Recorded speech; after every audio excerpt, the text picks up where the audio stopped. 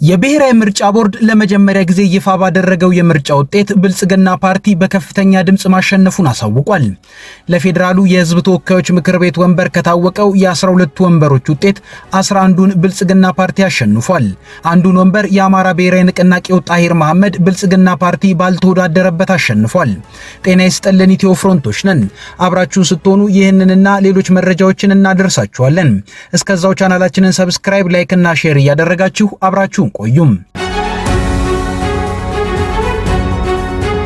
የኢትዮጵያ ብሔራዊ ምርጫ ቦርድ ግንቦት 24 ቀን 2018 ዓ.ም በተደረገው ምርጫ እስካሁን ተቆጥሮ በተረጋገጠው ድምጽ ገዢው ብልጽግና ፓርቲ ከፍተኛ ብልጫን በማግኘት ማሸነፉን ገለጸ። ምርጫ ቦርዱም ምርጫው ከተደረገ ጀምሮ ለመጀመሪያ ጊዜ ነው ውጤትን ይፋ ያደረገው። እስካሁን ከተቆጠረው ድምጽ በአማራ ክልልና በቤኒሻንጉል ጉሙዝ ክልል ብቻ አንዳንድ የተቃዋሚ ፓርቲ አባላት የምክር ቤት ወንበርን አግኝተዋል። በኦሮሚያ ክልል እስካሁን ለፌዴራል የሕዝብ ተወካዮች ምክር ቤት ለ11 ወንበሮች በተደረገው ውድድር የተሰጠው ድምጽ ተቆጥሮ ውጤቱ የታወቀ ሲሆን በ11ዱም ብልጽግና ፓርቲ ማሸነፉ ታውቋል። ሀሮማያ፣ ግራሞ፣ ሳቡሬ፣ ጫንጮ፣ ጭሮ፣ ኦማናዳ፣ ሚጨታ፣ በዴሳ፣ አርቦዬ፣ ጎማ አንድና ወንጪ ለሕዝብ ተወካዮች ምክር ቤት ወንበር ውጤት የታወቀባቸው ናቸው። እንዳለ ገዢው ብልጽግና ፓርቲ ማሸነፉባቸዋል። ከነዚህ ውስጥ በጫንጮ የምርጫ ክልል ብልጽግና ፓርቲ ብቻውን የተወዳደረው። በአማራ ክልል ለሕዝብ ተወካዮች ምክር ቤት ከተደረጉ ውድድሮች የታወቀው ውጤት የአንድ የፓርላማ ወንበር ብቻ ሲሆን እሱም የጎንደር ዙሪያ 4 ምርጫ ክልል ሲሆን የአማራ ብሔራዊ ንቅናቄ ተወካዩ ጣሂር መሐመድ አሸንፎበታል። በዚህ ምርጫ ክልል ብልጽግና ፓርቲ አልተወዳደረም። ቀድሞ እንደተባለው ብልጽግና ፓርቲ ለተቃዋሚዎች ለመልቀቅ በሚል ምርጫ ያልተወዳደረበት የምርጫ ክልል ይሄው ጎንደር ዙሪያ 4 የምርጫ ክልል ነው። የሕዝብ ተወካዮች ምክር ቤት አማራ የምርጫ ክልል ጎንደር 4፣ ጎንደር ዙሪያ 4፣ በምርጫ ክልሉ የሚገኙ ጣቢያዎች ብዛት 41፣ በምርጫ ክልሉ የተመዘገቡ አጠቃላይ መራጮች ብዛት 44925፣ የተወዳደሩ ፓርቲዎች ቅማንት ዲሞክራሲያዊ ፓርቲ፣ የአማራ ዲሞክራሲያዊ ኃይል ንቅናቄና የአማራ ብሔራዊ ንቅናቄ እንዲሁም ሰላም ለኢትዮጵያ ጥምረት። ትልቁን ድምጽ ያገኙት እጩ ጣሂር መሐመድ ጣሂር ከአማራ ብሔራዊ ንቅናቄ ያገኙት ድምጽ 26604። በአማራ ክልል ለክልሉ ምክር ቤት ወንበር ውድድር ከተደረገባቸው ውስጥ የ4 ወንበር ቦታዎች ውጤት የታወቀ ሲሆን በዚህም የጎንደር ዙሪያ 4 2 ወንበር፣ የመቄት 1 የምርጫ ክልል 2 የክልል ምክር ቤት ወንበሮች ናቸው። 4ቱንም ወንበሮች ብልጽግና ፓርቲን ያሸነፈው። ከአሸናፊዎች ውስጥ የአሁኑ የአዲስ አበባ ምክትል ከንቲባ ጃንጥራር አባይ ይገኙበታል።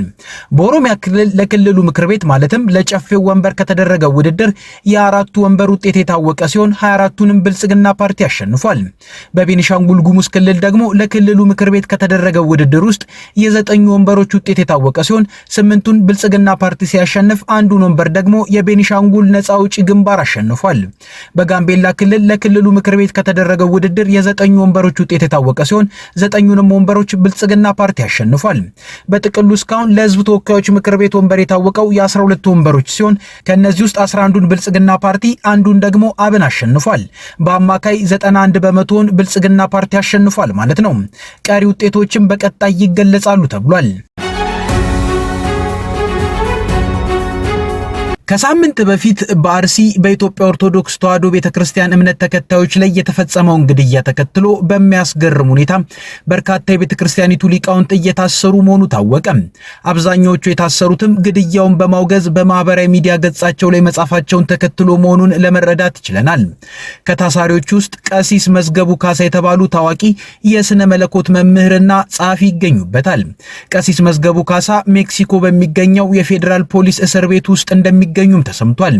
ቀሲስ መዝገቡ ካሳ በትረ ሃይማኖትና በውጭ ሀገር የታተመ ቲያንትሮፒክ ኢቲክስ ኢን ኮንቨርሴሽን ዊዝ አውቶኖሚ ኤንድ ሄትሮኖሚ በተሰኘ መጽሐፍቶቻቸው ይታወቃሉ። ሆኖም የአርሲው የምዕመናን ጭፍጨፋ ከተሰማ በኋላ የቀሲስ መዝገቡ ስርም ተሰምቷል። በሌላ በኩል ቀሲስ ጌትነት አይተነው የተባሉ በኢትዮጵያ ኦርቶዶክስ ተዋሕዶ ቤተክርስቲያን ውስጥ የሚያገለግሉና በማህበራዊ ሚዲያ ትምህርት በመስጠት የሚታወቁ ካህንም የአርሲውን ግድያ ተከትሎ ትችት መሰንዘራቸው ከታወቀ በኋላ ለእስር መዳረጋቸው ታውቋል። ቀሲስ ጌትነት አይተነው በቤተክርስቲያን ወቅታዊ አስተዳደራዊ ጉዳዮች በጳጳሳትና በአገልጋዮች የሥርዓት አጠባበቅ ዙሪያ ትዝብቶችንና ሂሶችን በማህበራዊ ሚዲያ ላይ በማካፈል ይታወቃሉ እንዳሉ በቅርቡ የሚያውቋቸው ሰዎችም ይመሰክሩላቸዋል። ምንጮች እንደሚሉትም ቀሲስ ጌትነት ስለ አርሲ የኢትዮጵያ ኦርቶዶክስ ተዋሕዶ ቤተክርስቲያን እምነት ተከታዮች ግድያ ተቃውሞ ካሰሙ በኋላ ታስረዋል። የታሰሩትም በሰሜን አቸፈር ሊበን ወረዳ ነው። እንዲሁም የኔታ በትረ ማርያም አበባው የሚባሉ መምህርም መታሰራቸው ተሰምቷል።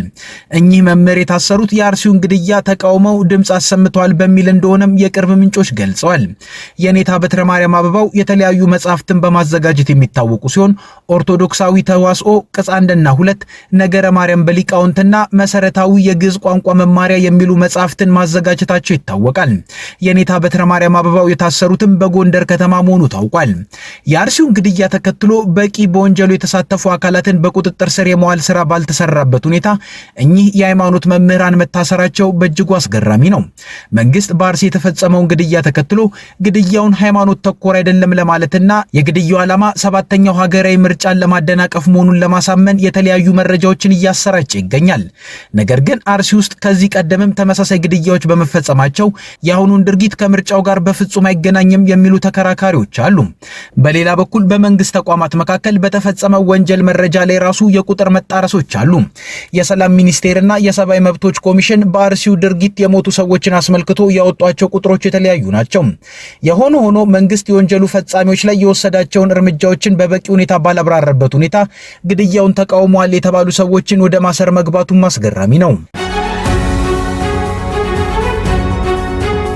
በትግራይ ክልል አስገዳጅ ወታደራዊ ምልመላውንም የሚቃወሙ ንግግሮችና መገናኛ ብዙሃን ላይ ቅጣቶችን የሚጥሉ ድንጋጌዎችን የያዘ ረቂቅ ሕግ ተዘጋጀም። ከትግራይ ጦርነት በፊት የነበረውና በቅርቡ ተመልሶ የተቋቋመው የክልሉ ምክር ቤት የሕግ አርቃቂ ኮሚቴ ተዘጋጀ የተባለው አዲስ ረቂቅ አዋጅ ወታደራዊ ምልመላን ሕጋዊ ግዴታ የሚያደርጉና ምልመላውን ያዳክማሉ፣ የቅስቀሳ ጥረቶችን ይተቻሉ ወይም ለክልሉ ሰላምና ደህንነት ጎጂ ናቸው የተባሉ መረጃዎችን ያሰራጫሉ ተብለው በተጠረጠሩ ግለሰቦችና የመገናኛ ብዙሃን ድርጅቶች ላይ ጠንካራ ቅጣቶችን የሚጥሉ ድንጋጌዎችን የያዘ መሆኑ አነጋጋሪ ሆኗል።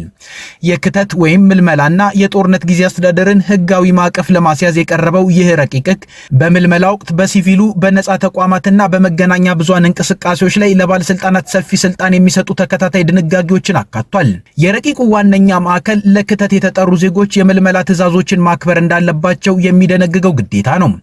ረቂቅ ሕጉ ከወታደራዊ አገልግሎት የሚያመልጡ፣ ሲጠሩ ሪፖርት የማያደርጉ፣ ሌሎች ከምልመላ እንዲያመልጡ የሚረዱ ወይንም በሌላ መልኩ የምልመላ ጥረቶችን የሚያስተጓጉሉ ግለሰቦች ላይ የሚጣሉ ቅጣቶችን ዘርዝሯል።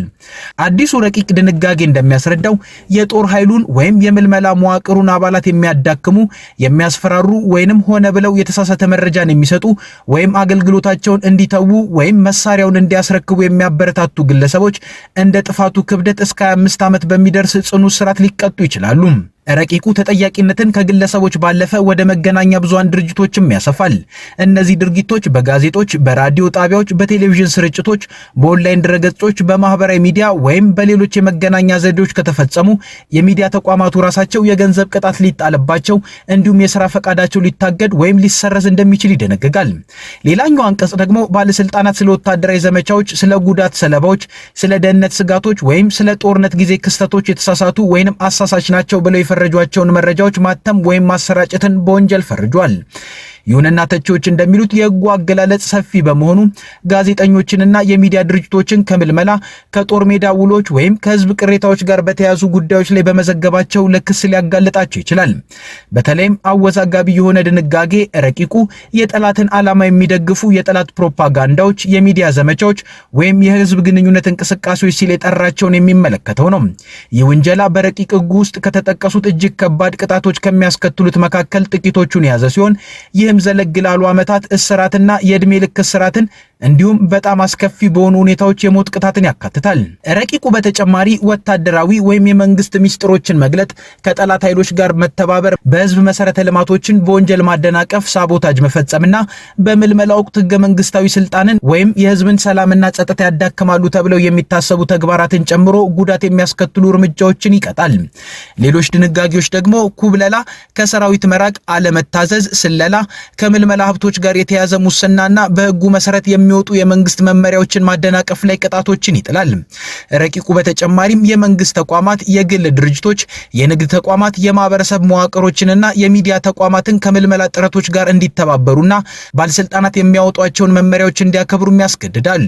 ለአንዳንድ ወንጀሎች የዋስትና መብትን የሚገድቡና በህጉ መሰረት ከባድ ወንጀሎችን ፈጽመዋል የተባሉ ግለሰቦችን ለመክሰስ ልዩ የአሰራር ሂደቶችን የሚፈቅዱ ድንጋጌዎችንም አካቷል።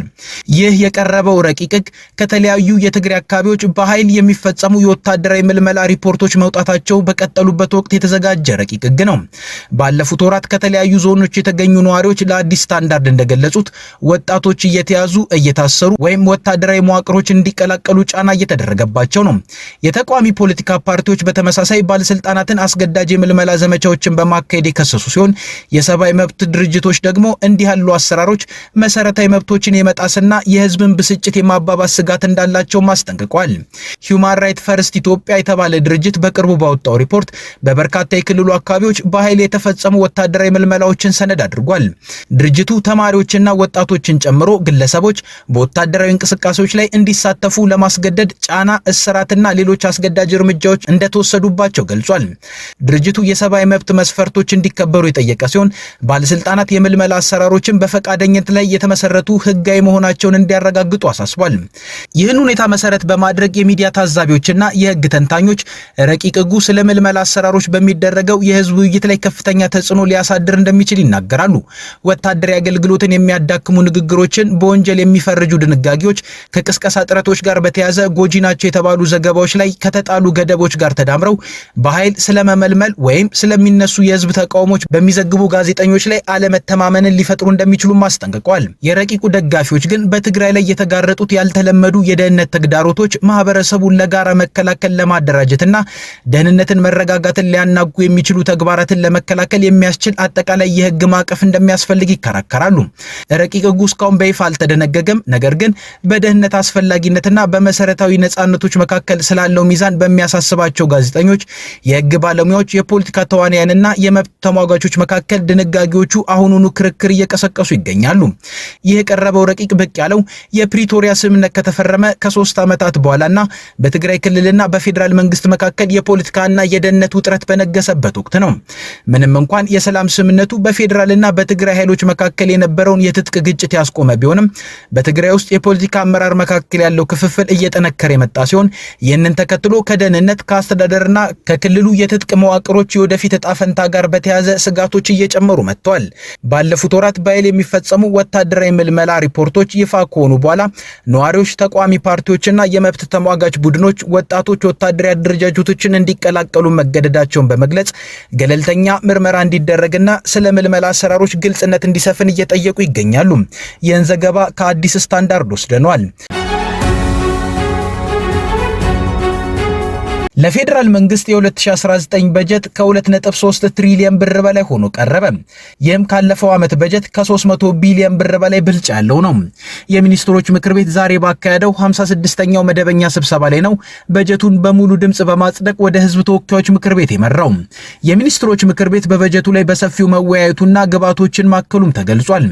በጀቱም ለመደበኛ ወጪዎች፣ ለካፒታል ወጪዎች፣ ለክልል መንግስታት ድጋፍ እንዲሁም ለዘላቂ የልማት ግቦች ማስፈጸሚያ ድጋፍ የሚውል ነው ተብሏል። የፌዴራል መንግስት ለ2018 ዓ.ም በጀት የመደበው 1.93 ትሪሊዮን ብር ነበር። የጠቅላይ ሚኒስትር ጽህፈት ቤት በማህበራዊ ሚዲያ ገጹ ባወጣው መግለጫ እንዳለው የ2019 ዓ.ም የፌዴራል መንግስት በጀት የ2018 ዓ.ም በጀት የፕሮግራም በጀት አፈጻጸምን መነሻ በማድረግ የተዘጋጀ ነው። ይህም ማለት በጀቱ በቀጣይ ሊኖር የሚችለው የማህበራዊና የኢኮኖሚ ትራንስፎርሜሽን አቅጣጫዎችንና ዓላማዎችን እንዲሁም በመንግስት የተቀመጡ ግቦችን ለማሳካት የመንግስትን የፋይናንስ አቅምና አስፈጻሚ መስሪያ ቤቶች ከተሰጣቸው ተልእኮና ኃላፊነት አንጻር የሚያስፈልገውን ወጪ በመገምገም ተዘጋጅቶ መቅረቡ ተመልክቷል። ምክር ቤቱ ከ2019 እስከ 2023 ዓ.ም በሚኖረው የማክሮ ኢኮኖሚና ፊስካል ማዕቀፍ ላይ እንደተወያየ ጠቅሶ የማክሮ ኢኮኖሚ ሪፎርሙ ተግባራዊ ከተደረገ ወዲህ የኢትዮጵያ ኢኮኖሚ ካሉበት ተግዳሮቶች እየተላቀቀና የኢኮኖሚው መሰረቶችም እየተጠናከሩ መጥተዋል ብሏል። በመግለጫው በኢኮኖሚ ሪፎርሙ የተገኙ አበረታች ውጤቶችን ይበልጥ አጠናክሮ ለማስቀጠል እንዲሁም ዋና የማክሮ ኢኮኖሚና ፊስካል ፊስካል ታሳቢዎች ላይ በመመስረት የ2019 ዓ.ም በጀት ዓመት የፌዴራል መንግስት በጀት መነሻ መሆኑም ተጠቅሷል። ኢትዮጵያ ለዓመት መያዝ የጀመረችው በጀት ካለፈው ዓመት ጀምሮ ትሪሊየን ብሮችን ተሻግሯል። ይህም በተለይ በመንግስት ባለስልጣናትም ሆነ መገናኛ ብዙሃን ዘንድ እንደ አንድ ትልቅ ስኬት ሲጠቀስ ይስተዋላል። ሆኖም የዘርፉ ባለሙያዎች በጀቱ ከማደጉ ጎን ለጎን ኢኮኖሚውን ሊያሳድጉ የዜጎችን ህይወት ሊቀይሩ በሚችሉ ፕሮጀክቶች ላይ መዋል እንዳለበት ይገልጻሉ። ይህም ገንዘቡ የኢኮኖሚውን እድገት መሰረት የሆነው ምርታማነትን በሚያሳድግ ዘርፍ ላይ መዋል እንዳለበትም ይጠቁማሉ። ሆኖም መንግስት ዛሬ ላይ በዋናነት ከሚታማባቸው ጉዳዮች መካከል የሚያተኩርባቸው ዘርፎች ከስራ ዕድል ፈጠራም ሆነ ከምርታማነት አንጻር አብዛኛውን ዜጋ ተጠቃሚ በሚያደርጉና ለኢኮኖሚ እድገት እምብዛም አስተዋጽኦ በሌላቸው ዘርፎች ላይ እንደሆነም ነው።